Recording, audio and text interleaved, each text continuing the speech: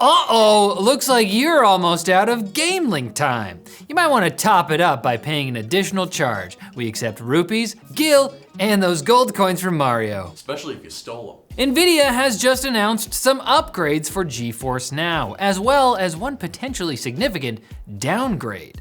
First, the company has enhanced the priority membership tier, renaming it to Performance. Instead of the previous 1080p maximum resolution, subscribers to the newly dubbed Performance tier will now be able to stream at 1440p and ultra-wide resolutions too for just $10 a month. Unfortunately, subscribers to both the Performance tier and the $20 a month Ultimate tier will now have a 100-hour per month play limit, which Team Green is apparently doing to avoid increasing prices for everyone. You really have to watch those nickels and dimes when you're a multi-trillion-dollar company that once again just recently became the most valuable company in the world. It's just, we're a business. The only people immune from the change are people who are still subscribed to the now discontinued Founders tier the service launched with. Now, in fairness, that limit averages out to over 3 hours of gaming per day, which isn't bad. And Nvidia says this limit accommodates 94% of their user base. I guess Nvidia thinks the other 6% should cool it. Team Green, we're like Team Touch Grass. When Nvidia is telling you you're gaming too much. Interestingly, Geforce's Turkish partner Game Plus allegedly tried setting a 200-hour limit in March 2023. That limit was walked back, either because subscribers complained or, according to Game Plus, they figured out other ways to stop people from using the service for purposes other than individual gaming. Like what, co-op gaming? You got a problem with me and the squad dropping into Slurpy Swamp? Reviews for the PS5 Pro have been released, and there's some wild takes. Oh yeah.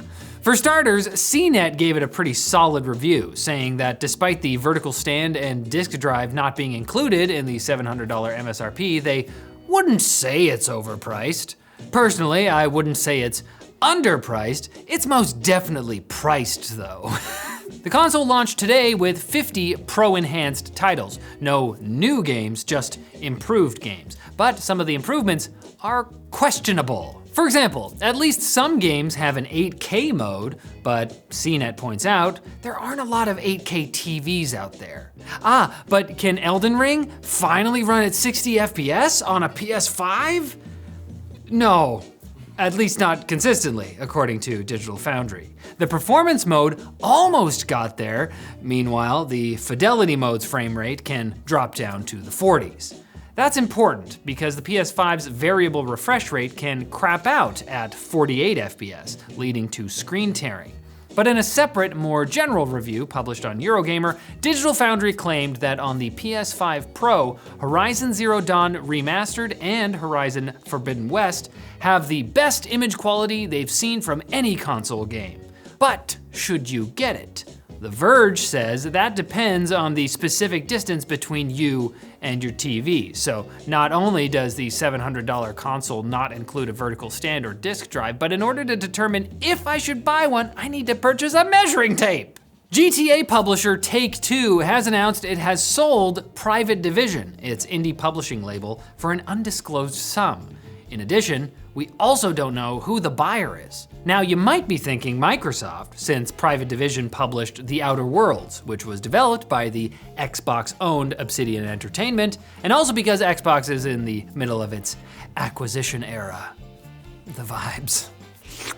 However, this is apparently not the case. Sources told Windows Central that Microsoft wasn't the buyer, and honestly, if they were, I feel like we'd hear some sort of ominous battle cry emanating from the office of the FTC. Antitrust, antitrust, antitrust. We do know the reason for the sale, or at least the reason that Take-Two CEO Strauss Zelnick gave. He said while almost every title Private Division supported did well, quote, "We're in the business of making great big hits." That's how he sounds in my mind. Hey, what are we supposed to do? And Private Division only publishes smaller projects. Something you'd think Zelnick would have realized in 2017 when his company founded Private Division to publish smaller projects. Hey, where's the big stuff? This is I asked you to do small stuff. Why are you doing small stuff? You'd also think he would know when his company had closed 2 studios, but he denied that months ago, and a spokesperson only undenied it yesterday. I don't know, he's either incompetent or he's deep in his dishonesty era. Lots of eras happening here. What a brat. But dishonesty is a completely foreign concept to our sponsor, dbrand, and their upcoming developed in collaboration with teamed up with to produce of us using newfangled technology to give the best of all, there's actually a while supplies last, perfect for the if you want to get your own,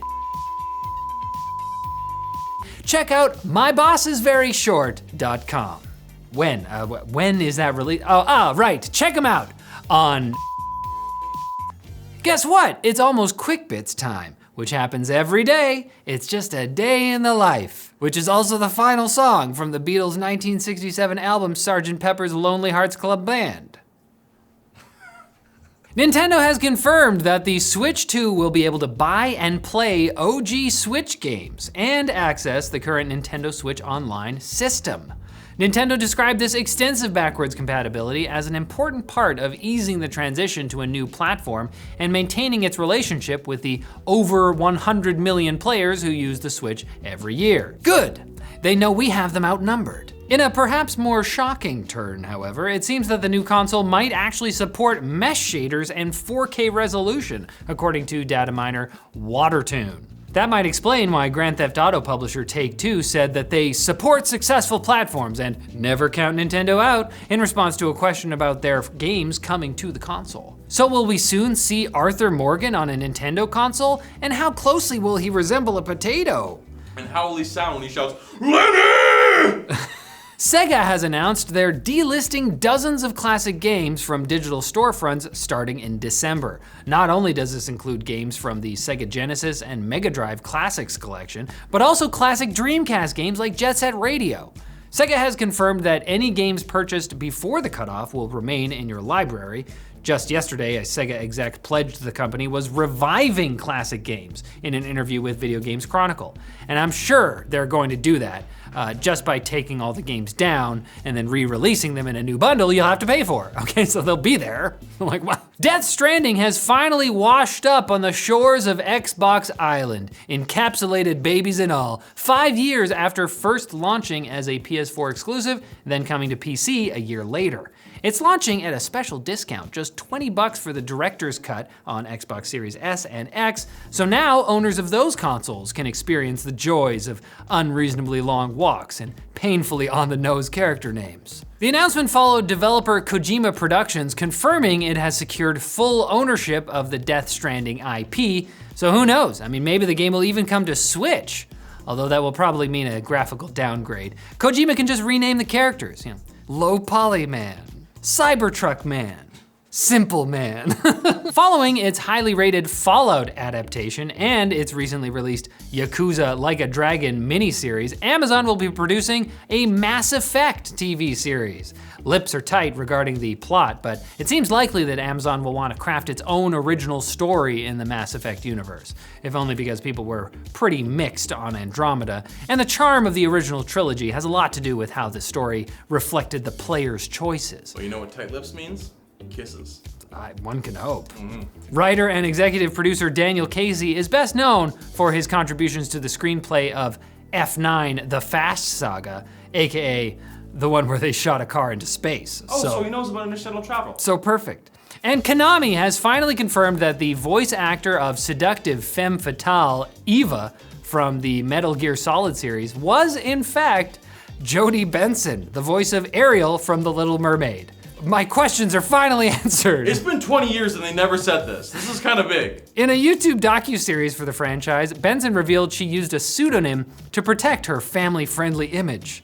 Apparently that might have been affected by working on a mature video game and voicing a character known for, among other things, having boobs that booble boobly. Not my words. Show an image. Jeez Louise. It was also revealed that the passionate kissing scenes in the game were created in the VO booth by the actors Frenching their own hands. I mean, that's actor's secret. Finally, a practical application for all my kissing practice. What is happening? You know, when you were alone in You your weren't room. supposed to tell them about that! But you should practice watching gaming news. The best way to do that is to come back here on Tuesday when we'll have more gaming news for you to practice watching. Maybe it's a transferable skill, I don't know.